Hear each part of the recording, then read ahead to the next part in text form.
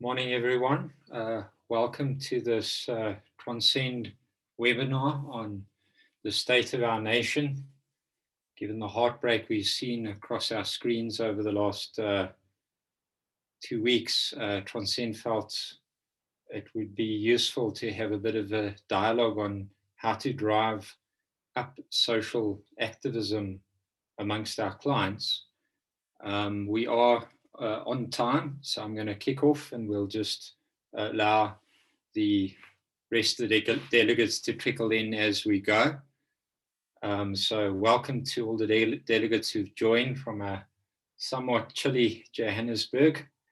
We have a few panelists lined up with different experiences in social activism, and given the limitations on Zoom as a model, I'm going to go through each panelist and do a little bit of a Q&A to each panelist in turn. And then as we complete that, if time permits, I'm going to take some specific questions. To all the panelists, thank you for the questions that you did pre-prompt for the webinar. I've attempted to combine all of those questions into what I'll be posing to the panelists, but there were so many questions that if you don't see your specific question raised, my apologies. We had to try and juggle and be selective, but thank you for that. Just as by way of introduction to some of the objectives of this webinar, I don't know about you guys as a team, but as Transcend, we were agonized by what we were experiencing over the last 2 weeks, and we're struggling over practically what can we as corporates, as individuals, as South Africans do to respond to the social unrest and the rebuilding process that needs to follow.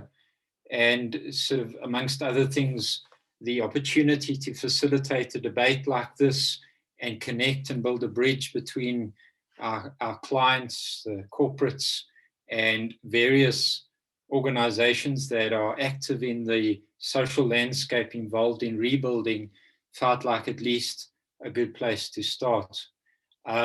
So we have lined up for you today 4 panelists, and I'm going to start the discussion with a colleague, Leon, by way of introduction to the delegates. Leon has been involved in education for over 20 years as an educator in training and education. He did a brief foray in actual high school education and then went on to sort of a small NGO. And from there, he first went to Gibbs, where I met him, probably 10 years ago, at the Gordon Institute. And, at the time, I remember Leon struggling with his own level of social activism and involvement. And I remember discussion as, are people who are socially active born, or are they made? And we were struggling at the Gordon Institute with the risk of the need to transform our society being a very academic debate that is not always actively translating into change on the ground, so to speak.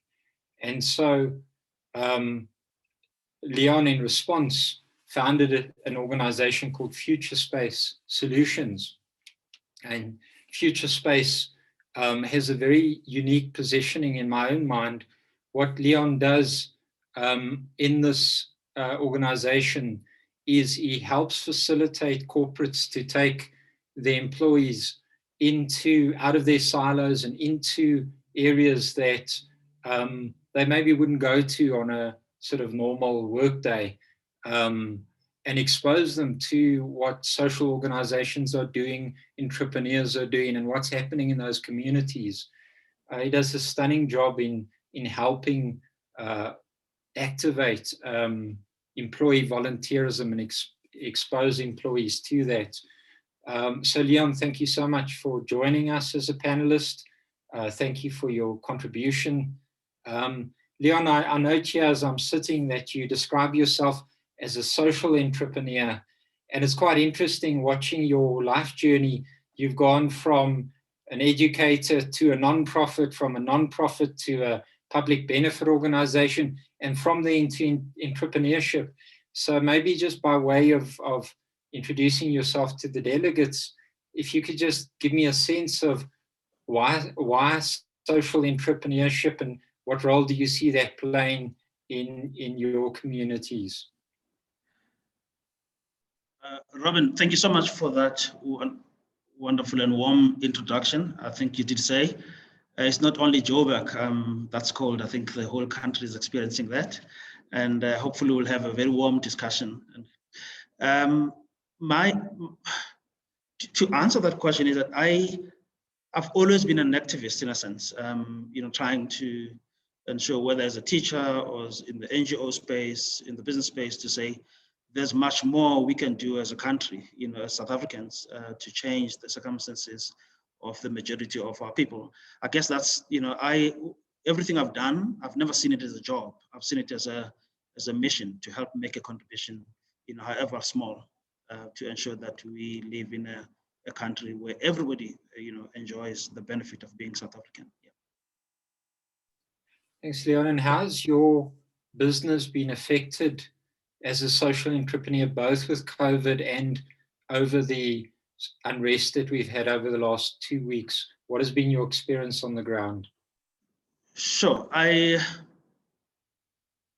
Well, my business, the one that you introduced, was, in fact, I've got two, which one you don't know, but I think Neo has been exposed to it. I've spoken about it a lot. But what had happened is that because of the nature of our business, which is taking people to go and see and touch and experience these environments, we now could not do that. We could not take people, so that immediately meant there's no work, there's no business. And it took an agonizing couple of weeks, couple of months. For example, with the Transcend BE program, BE Champs program, we had to find ways in which we can engage with people online. And that kind of kickstarted some of the work that we now are looking at, where we do something similar to what we're doing now, where we invite small businesses. But unfortunately, it's only those that have access to the internet, to connectivity.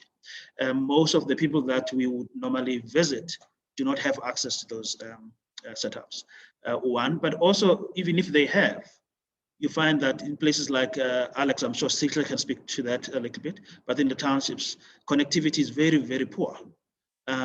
People struggle with it. I mean, you can have your laptop, your gadget, but there is no connectivity.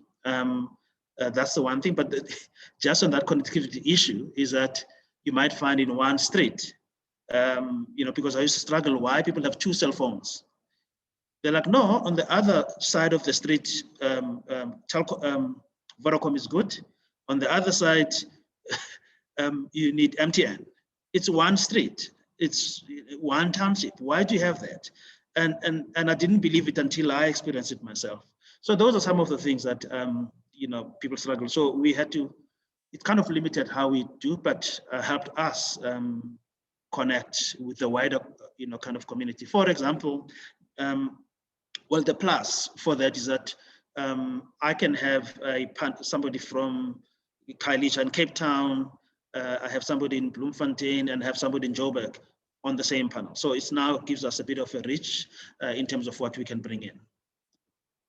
So that's been that, and now we're working around creating a virtual immersions where we take a crew into the spaces and have a live kind of conversations like we're doing now. But imagine we're doing that in Alex with a crew. Like you see on TV, have people interviewed in their environment. That's kind of where we are at. Level 4 put a stop to our experimentation. So hopefully, in the next week or so, we'll start again with that. And hopefully, we'll be, the whole pandemic will be over and we'll be back to having physical interactions as well. So that's the one thing. The other business that was an issue. I started a small distribution business for groceries in the township, in the East End. And then that went well until the COVID hit. Now, somebody will say, but then, people needed food under COVID, is true. But my concern was the health of the employees that I was having, because I found that they didn't quite understand what COVID, nobody understood it. And then I said, for their safety, let's just stop it. And then we are only now trying to reboot that business. Yeah. So those are the two kind of examples I can think of. Okay, thanks, Leon. And how have the entrepreneurs that you work with in Alex and the other communities been affected over the last 2 weeks? What has been your experience? It's the same way. So when there's violence, people shut off. There's no movement. People are fearful. So you can't do it. It becomes very abnormal to do anything.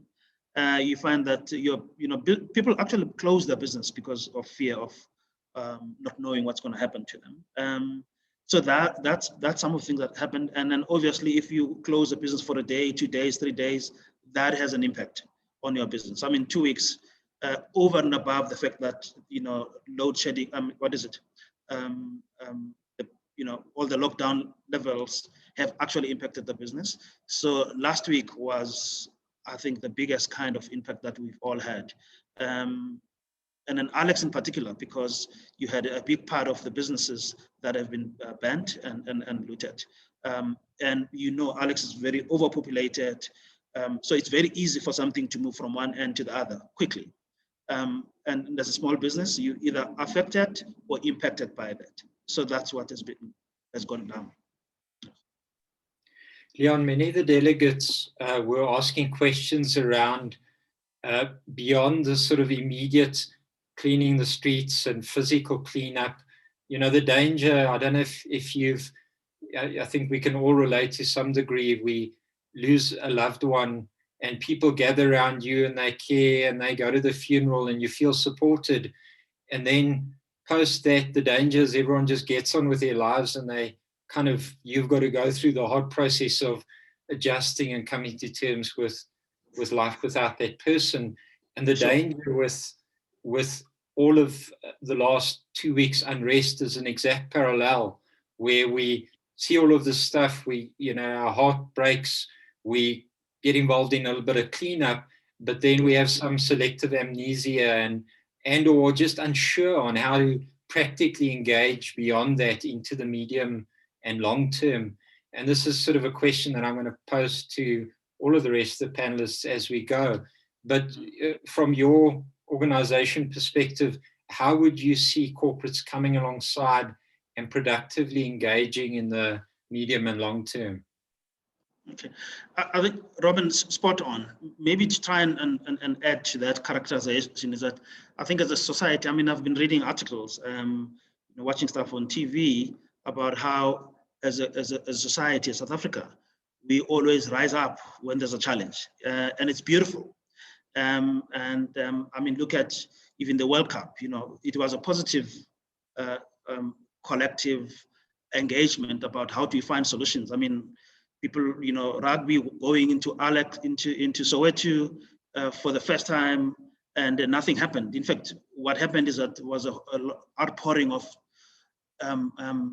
joy and saying we are, South Africa. So for me, that experience was a fleeting kind of moment of what we could be as a country in a positive. So the other one is when South Africans come together and say, we need to help each other, right?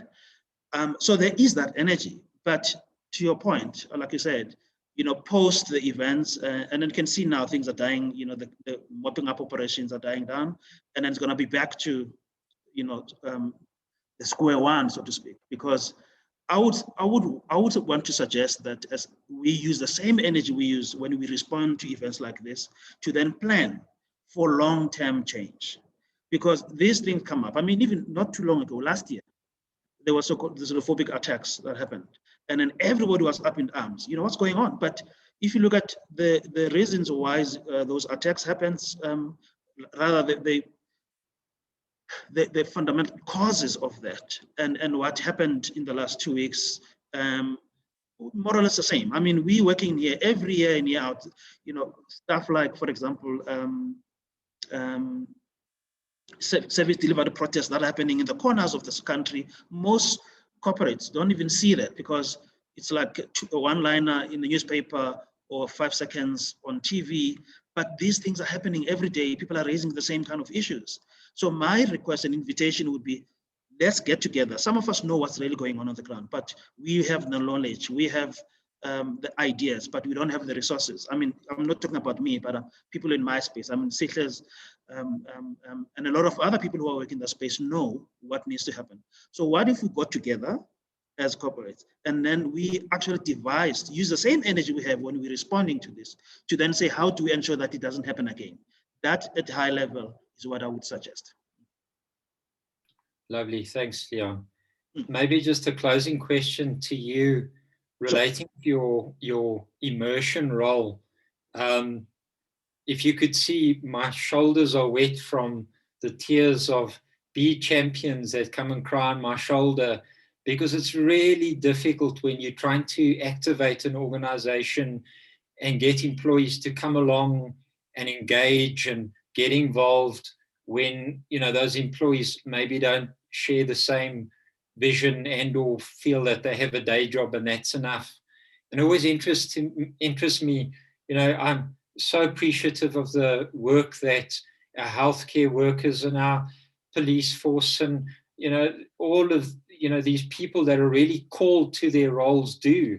And we look at them and say, gee, you must be really called to do that. And yet as South Africans, we say, well, I'm just in business, or I'm just a social entrepreneur, and we don't feel the same calling. And, I'm not sure that's right. And so my question is, the delegates on the line sometimes are here because they care. They are socially active. They want to see the change, but they struggle to take the rest of the organization on the journey with them.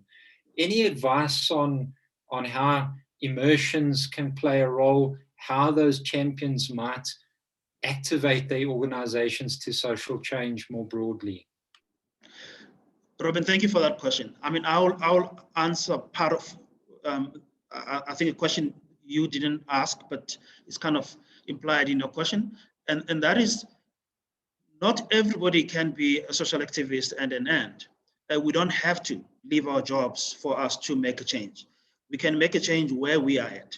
I've always suggested and advised people to say, if you do your job very well and connect with others, then you will be doing a great job. For example, I mean, when you do these immersions, go to people like Sikha, go to people in the various kind of communities. For me, I've realized that I can't be like, I'll mention some names people don't know, but this wonderful mama who called Ingrid in Alex. There's Mama Pego who doing incredible work taking care of people. I can't be them. But what I can do is bring corporates to come and see what they're doing.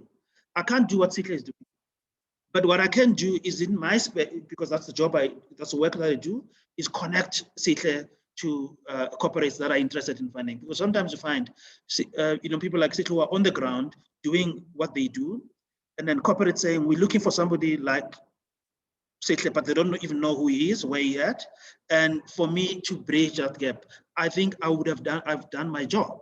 So that's an invitation to say, do what, connections make, partner, complement what other people are doing instead of trying to change what you're doing. What you're doing is valuable.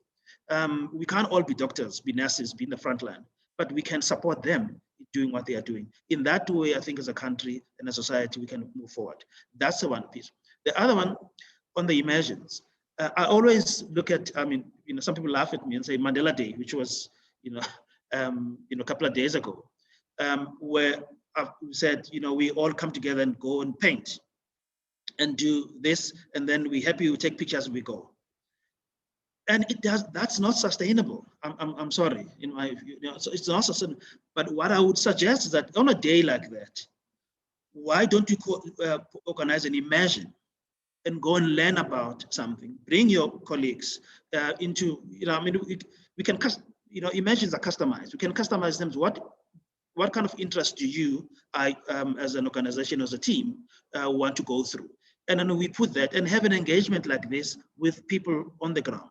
And I think that will be available kind of insights that you can bring back into the organization.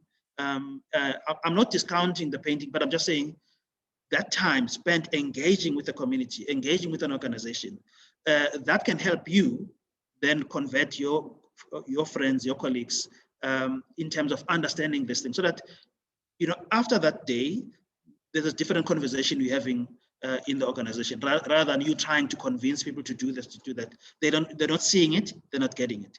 Take them in. We will organize an immersion for you. It doesn't matter where in the country that is. Let's go and expose you to that. But let's expose your colleagues to what's really is going on, what you want for them to see. And I think that way we can make a big difference. No, lovely, thanks, Leon. People will only get involved in something that they really understand. Thank you for your inputs and your contribution. With your permission, I'm going to move on to Sihle now. Leon, and there's time, we'll come back to you in the Q&A. Sihle, brother, welcome. Thank you so much for taking the time with us. I have a short resume here of yours. And as I look at it, maybe before we look at your nonprofit, for the delegates, a very interesting life background and life changes. You started life as a lawyer. We won't hold that against you. And then you moved from the private sector into studies in theology, and then got involved in the church and teaching and activating church in social justice and understanding some of South Africa today, and then left that to start and be involved in a non-profit Rays of Hope. Before we turn to that, just so we can get to know you a little bit better,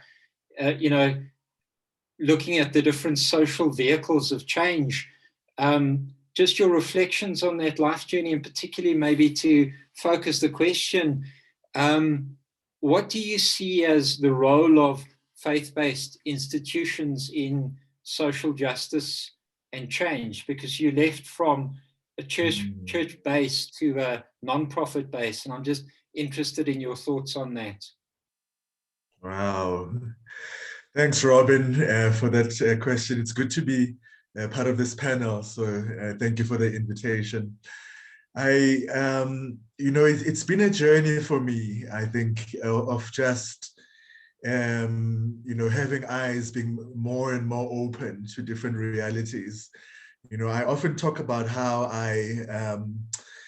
I've lived in two worlds, and I grew up in Soweto, and that was my existence in the late 80s. And then I was one of those guinea pigs who got the opportunity to go to a school in town. So one of the first schools to open, a government school to Blacks and whites. I was part of that group, and that journey from Soweto into this very different world, and just was eye-opening for me in amazing ways. And so I was, and that has been really my journey throughout. So, and then I went to vets. I was one of those who was living in Soweto and going to vets in the mornings, and then coming back to Soweto and wearing those crazy, having that crazy accent that some people don't really understand, that you've taken on from your, from your time that you've spent at school, and just living in those two worlds. And then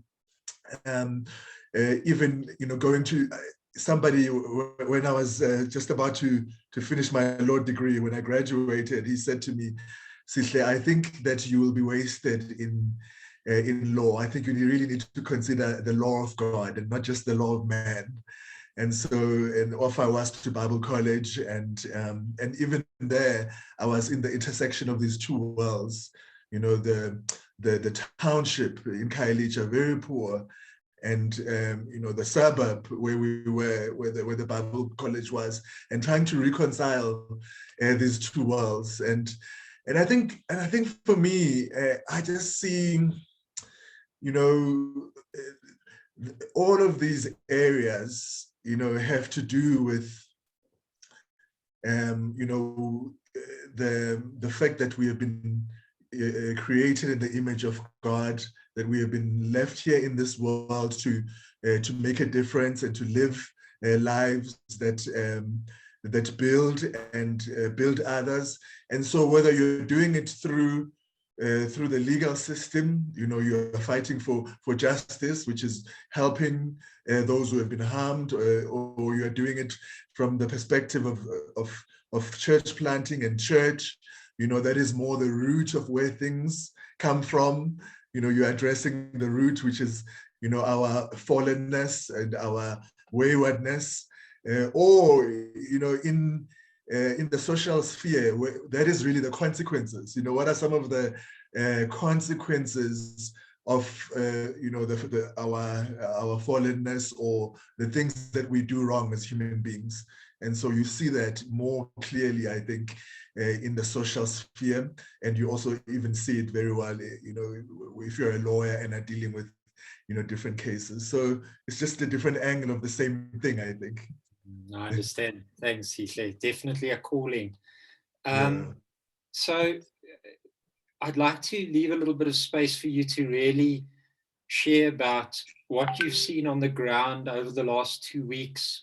What has been the experiences? Some of my colleagues have said to me that it's felt like apartheid again. They've been, gunshots and been too scared to get out of their homes, and brought back all those memories. And just based on what you described, I realized that, this rebuilding isn't just about physical or business infrastructure. It's, we need to look at the person holistically, and what those implications are. But if I can just give you some space to share a little bit about what you've seen on the ground, and particularly, again, as I posed to Leon, how you see organizations, corporates becoming involved in the medium and long term, and how they can come alongside your organization, the nonprofit Rays of Hope. What a lovely name. Hope gets us out of bed, hope that our country will work for all our children, activates us to get out there and do something. So we just love to give you space to understand your organization and how we could come alongside into the medium and long term. If you want to share screen and use your presentation, feel free to. Thank you, Robin. I'll do that.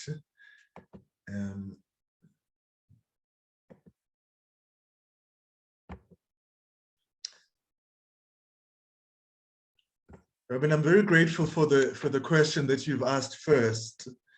I just want to make sure that this is a slideshow first, because I think I do want to take the time to share with us just what the people of Alex and the people of many communities that experience this have experienced what happened. As Leon has said, that Alex is a million people in a very dense, in 8 square kilometers. So it's a very small piece of land, and everything that happens there is felt everywhere. And so the words that many people kept mentioning were, I thought the world was coming to an end. Imagine if people felt that way as they were experiencing it. And so as though their world was being turned upside down. So from Sunday night, there were gunshots that rang throughout the night, and people couldn't sleep, and sounds of people crying, and anarchy in the streets. They saw people running with stolen goods, and just a lot of fear in the air, I think, as Leon has put it. And so the kinds of scenes that we would have watched in a movie like Hotel Rwanda, where the law has completely broken down and anything can happen. And so people saw their neighbors do things that they never thought they would ever see them do. And so some people were woken up in the middle of the night and they were told to join, that they were going to get these things, and they had to join or else. And so some were so scared that they hid under their beds with their children, fearing that the mobs outside might break into their shacks. You know, if these guys were able to break into the shops, you know, then somebody's shack would be nothing for them. And so some of the people who owned spaza shops had to defend themselves with guns, and that's why the sounds of guns everywhere. And then you had even people sing police in uniform, and some of those police were involved in looting themselves. Some of them were buying looted goods. Some of them were even robbing people who were looting. And so, you know, just, you know, suddenly everything is upside down. And so from Monday onwards, you know, most of the shops were closed. They were either looted or closed. And so there was no longer food available. And people were not part of Alex, had no electricity, as it is the norm at times, and people were hungry. And so after a number of weeks of lockdown, and they hadn't, and many people earn daily, and so they were not able to earn. And a young lady expressed that actually I don't know where I can buy airtime so that I can know that my brothers and sisters are okay in a different part of Alex, because they couldn't buy airtime. And so the anxiety of checking whether my relatives, you know, are they part of the riot? You know, are they among the dead? And so for many people, there was not just fear, but just anxiety for others. And one of our staff members said they locked themselves in their room for 5 days. And they were so scared actually to go out because they just did not know what was happening. And a friend of mine said, I never realized just how precious a loaf of bread is, because it was not available, you know, in Alex because of those closures.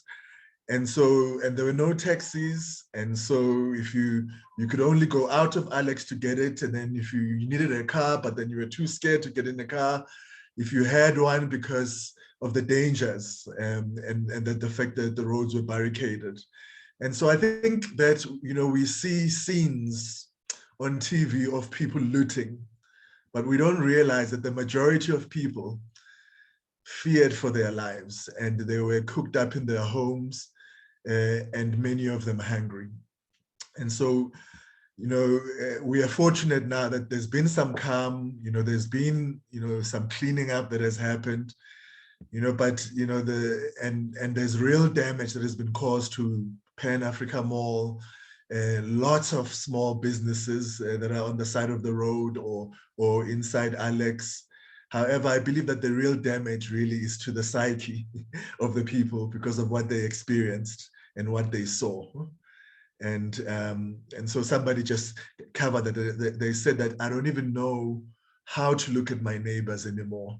I'm not sure if they're going to attack me. You know, I'm not sure, you know, who they are. And those were some of the things that people experienced. And so, you know, some of the short-term things that you know have happened and are needed at this time. So we have a community resource center in Alex, which is a counseling center. And so you can walk in, you know, if you are in distress, and you'll be able to meet a social worker. You'll be able to receive some counseling. You may need a food parcel if you haven't eaten. You may need some warm clothes because it's really cold at this time. And then you may be referred to all the other Rays of Hope programs that are available, or other programs within the community. The idea is to get you in so that you can receive help, and then hopefully over time to get you on your feet. And so people can access us through social media. They can access us through, you know, our hotline for the counseling center. And then secondly, we've been providing bulk food for over 40 organizations or so that we partner with, and some of whom are feeding schemes. And so there are various feeding schemes within Alex. And so we try and supply food to them so that they can feed people close to them. A lot of the people are children that are vulnerable, and a lot of the people are the elderly. And so, and on Mandela Day, we were able to distribute hundreds of food parcels with the help of our corporate partners. And so I think there's a need there to increase the capacity of a counseling center, which is doing kind of like holistic work, but also lots of food is needed as well, in order to fill this gap and some winter clothes. And then the second one that I have there in terms of short term is that in 2019, we started a forum for businesses, which today has over 150 businesses. And so a lot of them reported that their stock was looted, their premises were ransacked, and some of their equipment was damaged. And so it would be wonderful, for corporates to consider funding some of this. But also I think one of the greatest needs is actually mentoring, for people to walk alongside these young leaders of businesses in order to get them to a place where they have sustainable and successful businesses. So those are some of the things that we've been trying to do, and I think would be opportunities as well for businesses. Sihle, sorry to interrupt, but that mentoring opportunity, you don't need to be a qualified mentor or anything fancy, some business experience and some willingness to get involved. Is that really all we need?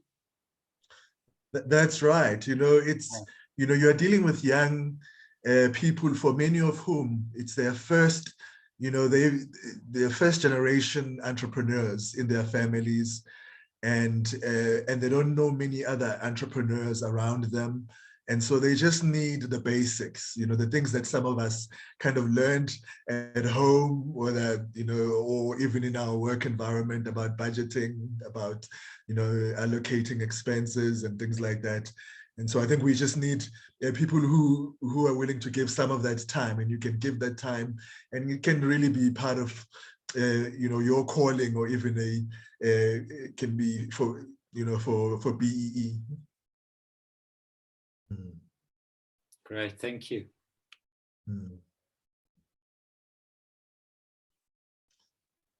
Would like me to continue? Yeah, okay. Maybe just if you could sort of continue on the same vein. I see you've got short term. I'm very interested to see sort of what you see emerging in the medium and long term, if you don't mind. Okay, let's see. So this is a little bit about our work in the 30 years, which Rays of Hope is a development type NPO, which means that we are there to help people stand on their feet.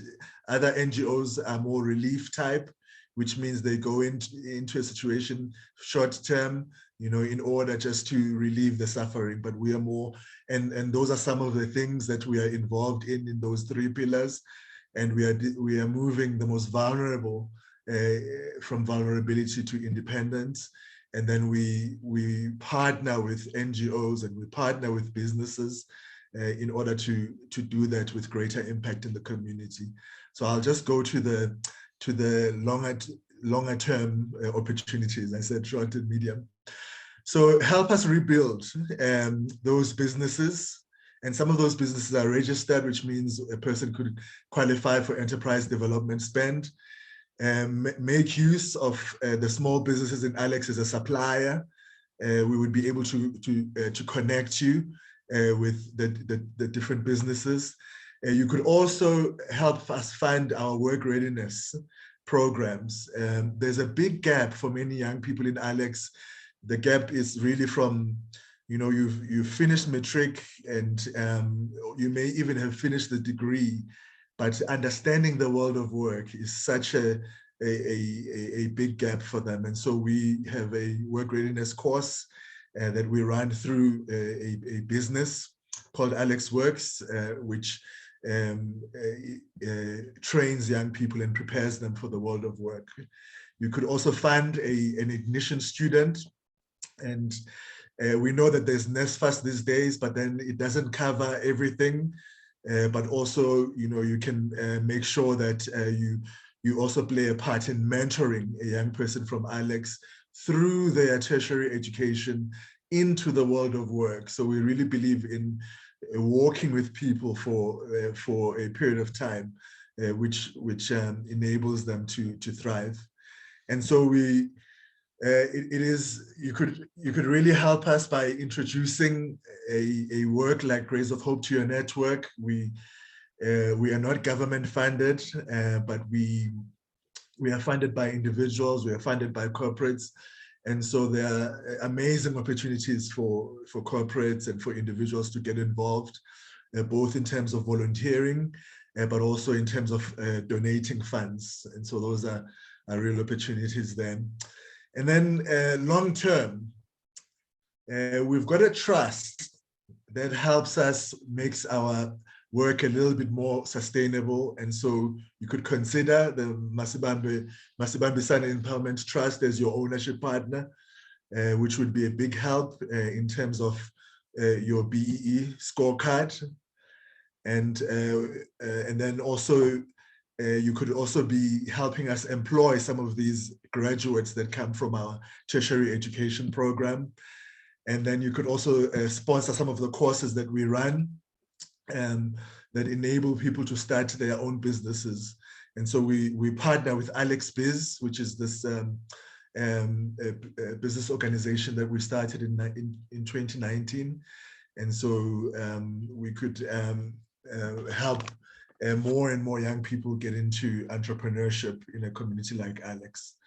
And really at the heart of what we are doing is to move the most vulnerable. That is our target market within Alex, not those who are average and not those who are achievers, but we are aiming for those kind of who are orphaned and vulnerable, or grow up in childhood households, or are raised by their grannies, really to be given a hand up so that they are not as vulnerable and that they are able to access the economy and become independent.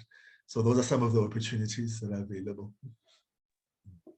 Thank you so much, Sihle. You really have your hands full. Your rays of hope are touching so many different areas. So really, thank you for all of that input and what you're doing in the community of Alex. I'm going to move on, if that's okay, Sihle, to our next delegate. Leslie is the CEO of a nonprofit called Kalisa Social Solutions, and she's agreed to give us a short little bit of input on her organization's experience. What Kalisa is doing is sort of both global and national and very much local. So, we're stepping out of just a Alex focus and looking a bit more broadly at the country.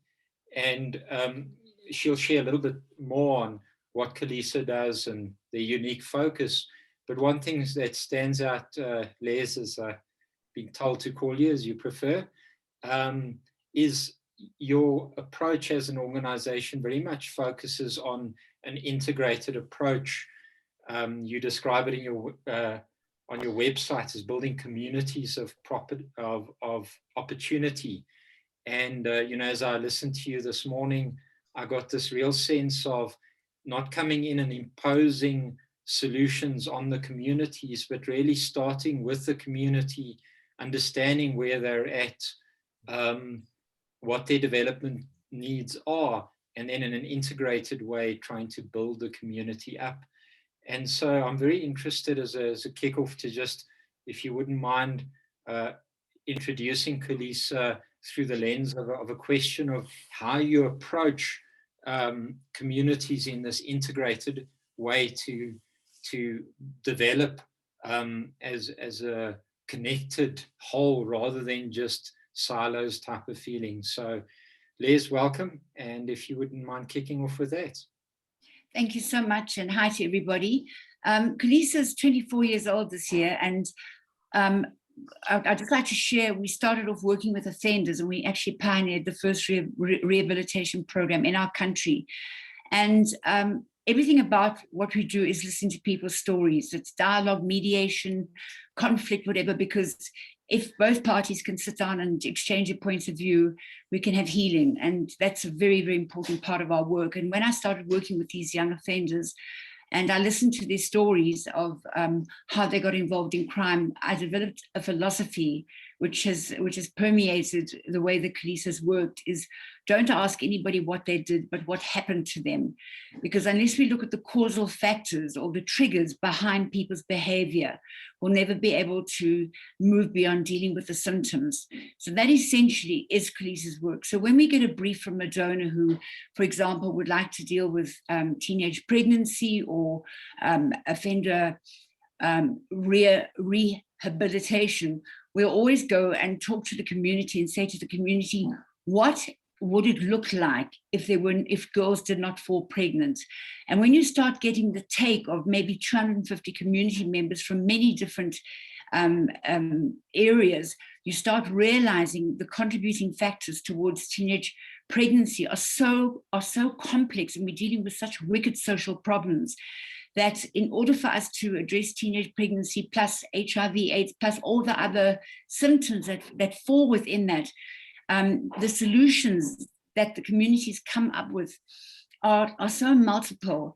And if we are going to address these social ills, it doesn't take one NGO, it doesn't take one corporate, it takes a huge amount of people to work together in alignment to address the causal factors. And by addressing the causal factors, you're creating huge opportunities for job creation, for mentorship, for enterprise, for health, for nutrition. So all of this research that we gather at grassroots level is then consolidated into an integrated strategy where we can then put forward the solutions, homegrown from the community, that they see as the art in terms of dealing with the symptoms as opposed to the actual grassroots essence problems. Thank you. Leslie, thank you. As you were talking, you know, I mentally drew a parallel between mining houses and the communities they're in, and the need to build sustainable livelihoods approach as symbiosis between the mines and the communities. And often when we work with mines in communities, we use storytelling combined with sustainable livelihoods approach to try and envisage the future. And you touched now on the role of storytelling as a way of activating people. Would you mind giving us a feel of how storytelling is used to help people envisage what their future could look like? So really, it's all about promoting dialogue. I think since 1994, we've never really had a chance in this country to get to know each other, to talk about our past, our cultures, our differences, and to create a sense of healing by exchanging points of view and backgrounds. So absolutely everything we do is enabling people to give an answer to why they behaved in a certain way. So restorative justice and all the disciplines falling under that are a huge part of our work. We've dealt with xenophobic conflicts. We've dealt with mergers being reintegrated and often, you know, exorcised from where they actually live. But through storytelling and in various structured ways, you are able to gather baseline data. So when we start working in a community, we will go to the community and say, what would it look like if there was no violence? As we've done this past week in Alex, we've actually had peacemaking circles and dialogue circles with the looters, trying to find out from their perspective what triggered their behavior. And what has come out has been fascinating because you know, there's so many contributing factors towards this, and this is not only in Alex, it's dealing with all, you know, mob hysteria, but there's always a starting point. And if you can arrive at that starting point by understanding the perspective of the people, both from the perpetrators, all the victims, all the community, all the family, all the parents dealing with conflict in schools and bullying in schools. It's all the same thing. But let's find out that causal factor. Let's pinpoint where it's starting, and we can get to that causal factor. We have an abundance of opportunities for so many South Africans to come and play their part. Because as I said, the contributing factors are multiple. And if we can start working holistically and breaking down the silos between different corporate investments and looking at the triple BE investments and looking in specific geographic settings or ecosystems and bringing different stakeholders together to address the different problems, it's amazing. You'll see how a critical mass of change will actually happen. But it all starts off with, tell me why this happened in the first place. And the solutions are always there. No, lovely. Les, a few of the delegates have asked a question that Sihle has touched on, and I know it's a particular passion for you. The questions revolved around how do we not leave the most vulnerable, the most marginalized behind. Sihle touched on it, and I know you have a particular passion in that regard. So any example, case study, sense of how one can activate the most marginalized? So when we engage with a community, everything is about total inclusivity. When we start with our storytelling, when we do our baseline research, when we start mapping out the community in order to develop strategies, we will include everybody, and persons with albinism, disabled, everybody, and their voices are integrated into the solution. And it's very interesting when we do bring people who have been very excluded, and for the first time a person with albinism will actually tell a community that they're born with a pigment problem and that they can't see. Instead of being rejected, it's amazing how much empathy actually comes through, because for the first time the public at large have actually understood that this is a condition that this person is born with, and they're not a mystical person to be ostracized or thrown out, which sadly is a real thing in our country. But by including the voices of everybody in the community, we can start also getting their solutions. And one of our biggest success factors has been in the Western Cape, where we're going into our 6th year now, where through the city of Cape Town, they asked us to deal with the issue of homelessness. We run the community courts in the Western Cape, and there's a revolving door syndrome where 85% of homeless people are back in court every single month. And no matter what you do, going through programs, all the rest, these people escape through taking drugs, and they're hungry. So they will steal, and you've got to break that cycle. So we started a program called Streetscapes, and by listening to the solutions of the community, saying what would it look like if no one was living on the streets, we came up with the most complex solutions. But what we did, we started off with filling bellies. And we've now got 16 different enterprises, but we've had 67 donors and academic institutions coming in. And because we've been able to map out very specific needs, different donors have come in and said, okay, I'm going to sponsor a gourmet bakery and sandwich setup. I'm going to sponsor fencing. I'm going to sponsor one of the 16 organic gardens. And as a result of this multiple investment, because we're able to give very specific needs. So if an investor, triple B investor or a donor or a volunteer wants to invest, we can show in that ecosystem exactly what the needs of that community are, which have been researched. And we are able to measure and report back specifically on the impact that that investment has had, not only for that investor, but in the entire ecosystem. So because of the massive support we've had for Streetscapes in that geographic ecosystem, we've reduced homelessness by 78% through employment.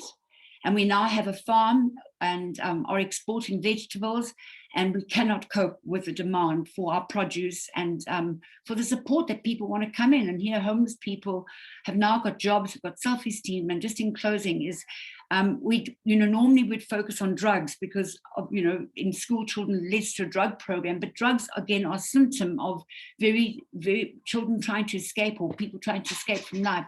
But because of the self-esteem and the sense of belonging and being included, We have 73% of our former homeless people who are drug-free. We do a drug test every single week.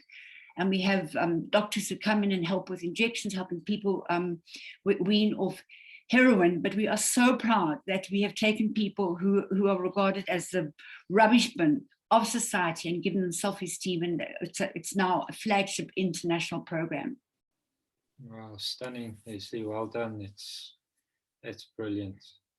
Leslie, listening to you and the passion that leaks across in your description, you hinted on how corporates might be able to come alongside, but just specifically, you know, if corporates wanted to get involved, how would they be able to engage and benefit from your experience on the ground? Okay, so in the communities where we work, we've already identified very specific needs in that particular geography, and that goes to education, it goes to skills development, it goes to infrastructure, it goes to employment, entrepreneurship. So we have ready-made investment packages in communities where an investor can come and say, all right, we're interested in IT, and we'll be able to show them the research gathered and what the baseline data shows now. And if they happen to invest in computers and connectivity, etc., we'll be able to show them how there's been an improvement in school marks, but that is part of the ecosystem that we look around the child. So we can't just look at a child doing well at school. We've got to look at how the child can do well in life, because they are part of a community which we all need to contribute to, because the government can't do this. And everybody, every single person in this country can play a part, and it doesn't have to be money. It's just giving time or giving old resources, but it all fits into our ecosystem. And we're able to demonstrate to every single investor what the return on investment is in monetary terms and in terms of the well-being of the individuals. Stunning. That's really exciting. Thanks, Les. And for delegates on the line, we will be at the end of the seminar doing a summary of what everyone's presented and the needs and the way of engaging. We'll be providing the contact details of all the panelists. Should you be interested in engaging with them directly, please do so. That's the whole point of this, is that we build bridges between organizations and these NPOs that are doing stunning work on the ground. Thanks, Liz. If it's okay, I'm going to move on to Nao now, and then we'll see if there's any more time at the end for any questions. Nao is a director at Transcend Corporate Advisors and has been involved in driving corporates towards social change for many years now. And Nao, if I can just thank you publicly for your personal contribution, not only to Transcend, but to really creating change in the corporates that you work with. I know you have a real passion for seeing real change happening and getting beyond the compliance. And, you know, that's sometimes always difficult. As much as the BE champions get frustrated with needing to take the organization along, that's also difficult for those of us who are involved in trying to activate corporates from an external perspective. So one of my frustrations now, and I'm interested in your perspectives on it, is particularly engaging with the BE champions over both COVID and this period of social unrest. It feels like the BE committees have been less agile in their response to these needs as they arrive. And at one level, I can kind of understand it, because, you know, we've got beneficiaries, we've got a plan, we've got a budget, it's committed, and that reduces your ability to just react in an agile way to needs as they appear. And, you know, some of the early versions of the legislation that allowed you to over-contribute in some areas in one year and then under-contributing in future years if there was a need that appeared, seems to have dropped out of the system.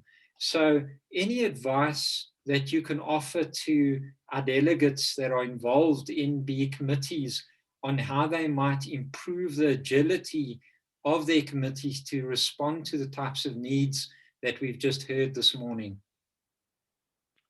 Thank you, Robin. I think firstly, just to say morning to everyone on the call and to the panelists. Yeah, as you mentioned, Robin, I think as BE consultants, we're obviously quite well informed as regards to the codes, but it's really where we find a lot of value is really speaking to, to the people that we have on the call now, the community leaders like Leon and Sihle and Leslie, and really getting input from them as community leaders, as people on the ground.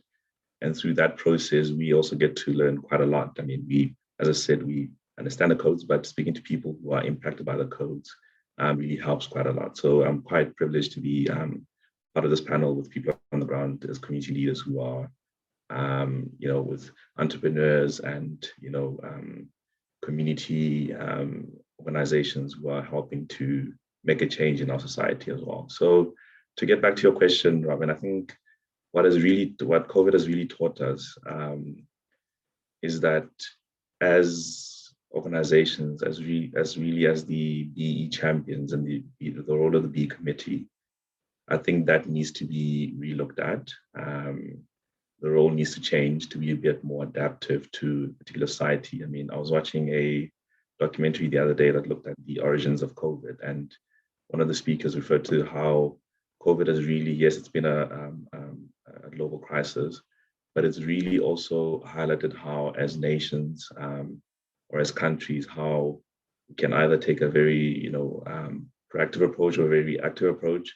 And we also can take a very collaborative approach in terms of how we deal with society's issues. And I really think in South Africa, it's really helped to also highlight just some of the inequalities that we have as a society as well, and what we can do to actually do that. So the role of the BE committee and the BE champion really needs to, when you put together your BE plans, you should really be looking at it from not necessarily a short-term perspective, but rather from a long-term perspective as to what are we actually trying to do with all our initiatives, trying to understand, well, are we doing it particularly for the sake of the codes, or are we doing it to try and really make an impact towards society? And I think, as I mentioned, COVID has really highlighted that.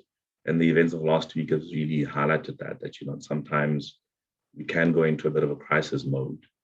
And, if we haven't built that agility into our BE plans, that, we need to focus on developing businesses in this particular sector, businesses in our sector, helping to educate and skill our employees, skill people within the community, it can really come back to sort of bite us, especially if we're trying to make an impact. So it's about improving internal communications within the organization. One of the speakers mentioned it earlier on that sometimes the role of the champion is seen as sort of a solo role. Whereas if we're not linking the rest of the organization towards the journey, it can really be a challenge. So it's really about improving the internal communications in terms of what you're trying to do with your BE strategy, improving the external communications, your community engagements, escalating it to ESCO as well, like, involving your EXCO, the CEOs, the senior people in the organization as part of the overall BE team. Making sure that you build flexibility into your budget allocations. I mean, there's various things that can obviously be done in terms of the codes from a cost perspective, but there's really also non-cost or non-monetary contributions that you can make. So when you put together your BE budget or your BE plan, you need to build in flexibility in terms of, it's not always about, yes, implementing monetary contributions, but also monetary, non-monetary contributions. So what are you doing as an organization to be visible in the community, so the community knows you? And then the last point is also around then employee volunteerism. So employees also being involved, encouraging a culture of employees being involved within the organization as well. So I suppose what I'm trying to say is that it's really about both internally and externally, just building that flexibility and raising awareness internally and externally within the organization. Thanks, Dave. You did a good job of summarizing a lot of what the delegates have covered. So thank you. You've taken away from my job. Just one thing to maybe add and get your reflection on. Sihle did a stunning description of how, you know, if you were going to engage in the community with him, how with his organization, you might be able to access multiple pillars of BE. And I think sometimes BE champions just look at this as, oh, well, it's charity work and it's SED and make donations, instead of this word we've used today, partnership, working together, long-term sustainable and integrated approach. You know, and really trying to highlight the fact that if we're going to deal with the marginalization and unemployment, it needs to be a sustained collaborative approach between private sector and the various organizations, NGOs, NPOs, faith-based organizations, social entrepreneurs. All of these organizations are playing such an important role. And as private sector businesses, we don't always have the time. So now, any best practice examples, thoughts, reflections on how, as you've worked with your corporates, how they've been able to access multiple pillars of BE to deploy in the community? Yeah, I think Sihle summarized it well. I think Leon as well at the beginning of the call. I think, as Leon mentioned, so we've got a number of initiatives that we've also in the past. But the point that he made, I really like, because Leon, just to quote what you're saying earlier on, so you can paint one wall so many times, right?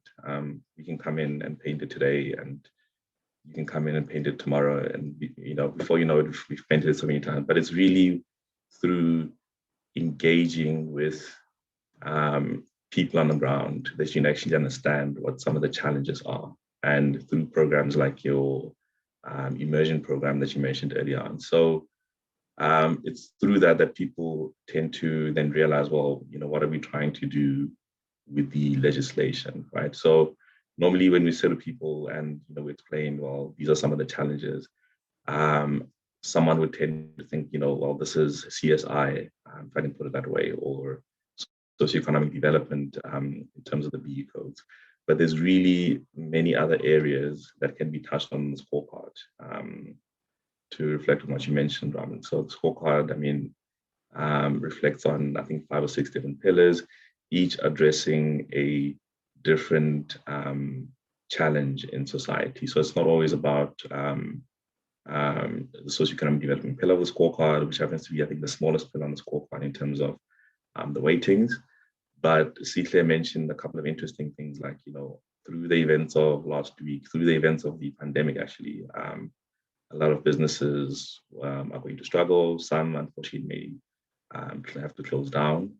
So to the point that I mentioned earlier on about the role as the BE champion of the committee, how can we then relook at our enterprise and supply development contributions to try and uplift smaller businesses so that they can survive and create jobs? So Sihle spoke about helping to capacitate those type of businesses to help them survive, create jobs, keep their current jobs. So it touches on then the enterprise and supply development pillar, but I think also through these challenges as well. I mean, we've got a skilling problem, upskilling problem, of Black people in the country. So it's through work readiness programs like that where we can actually participate in uplifting communities through the skills development scorecard. So how do we help people become more skilled so they can get other jobs? So it's really just looking into that, looking into understanding what some of the challenges are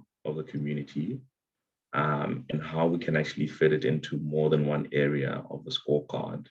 SED also obviously being one of them as well, but it's enterprise and supply development, it's skills development, and things like that. So some interesting best practices and examples. So we actually had a couple of beneficiaries that were impacted through some of our clients in Durban. We had one of our enterprise supply development beneficiaries who called us last week. And he was very excited prior to the riots. The particular client was going to implement an enterprise development recipient for them. They're about to move into a new building. They do trainings and short courses for members of the community. And what happened last week was that the building that he was going to move into was literally burnt to the ground. It was one of the buildings that was burnt to the ground in the particular riot. So, I mean, you can really see that's one of many examples that we can give of businesses that were impacted last week as a result of the riot. So, how do we help smaller businesses like that to, to capacitate and to rebuild? But obviously, then looking at it from a uplifting point of view, and also what the spirit of the scorecard requires as well. As you mentioned earlier on, Robin, so some of the questions that came through from some of our delegates on the call were more around, I think the theme that I can put around all the questions is that, what can we do to help? All of the questions that were submitted, I think, were somehow linked to that theme, that, and that's why people are on the call. What can we do to help the situation on the ground? And how can we link that to our current BE initiatives? And I really hope that, through our discussions today with the community leaders and the panelists, we can put our heads together to the point that Leon mentioned earlier on, and try and use the requirements of the scorecard to try and make some sort of a difference, as opposed to just using it as a numbers-driven exercise, if I can put it that way. Thanks, No. Unfortunately, time has caught us, panelists. I'm not going to have the time to route back to further questions, but maybe let me try and just, in the last minute, draw this together for everyone. I think it was Newton responding to people speaking about his contributions in the field of science that said, I'm building on the shoulders of giants. He coined that phrase. And many of what our panelists have shared today, Leon, Sihle, and Les, doing stunning work for us as South Africans in these communities amongst marginalized people. But we are building on the shoulders of giants. Some of our elder statesmen have really sacrificed a huge amount. I'm owing here because I'm trying to remember. Madiba spent 9,367 days in prison to try and create the foundations for a democracy that we can build on. And I can't help but reflect on Leon's comment about Madiba Day and the dampness of it in lockdown, and what we've reduced it to, given the sacrifice he made. And I think we all know about his each one teach one statements, and we trotted out. Leon, you've said our panelists were asking, how can we help? And it's easy to look at that statement and say, well, we can all teach something. And each of the panelists has spoken about how you can personally, no matter how qualified or underqualified you are, how you might get out there and be able to help in the respective organizations. But if you just pause and you look at Madiba's statement in terms of each one, teach one, before you can go out and say, well, I'm going to teach something, you first got to see each other. And I think, Les, you touched on that in terms of the understanding and listening and the storytelling. That's why I love that Johnny Clegg song, Simbo Nanga Madiba, the whole idea, we see you. So, behind this each one teach one, you got to stop, you got to look, you got to see, you got to notice this person, you've got to be seen, you've got to understand each other so that you can see how you can help each other. And I think some of the COVID and the social unrest has reduced us to very small worlds where we don't look beyond ourselves, and our world has just shrunk down and down and down. So, as much as we can see this rebuilding theme as a call of action today, I'd like to just, in closing, append a piece to that. We need to reconnect with each other to understand and be able to rebuild. And I think that's a theme that's come through in all the panelists today. And I really thank you for your personal contributions to our country, to your organizations, and back into the trenches. Let's go and see what we can do. Thank you to the delegates for taking the time to be part of this dialogue. And if I can just encourage you to not just stop by listening, but to reach out and hold hands with these organizations and to see how you can bring your organization's resources to bear to really create the change. And that's what would have made this morning worthwhile. So take it back to the organizations. You'll see a mail coming out with all the contact details, and don't just let it be a mail on the bottom of your inbox, but respond to it and take action. Thank you, panelists. Have a blessed weekend and go well. Thank you. God bless. Thank you all. Bye-bye.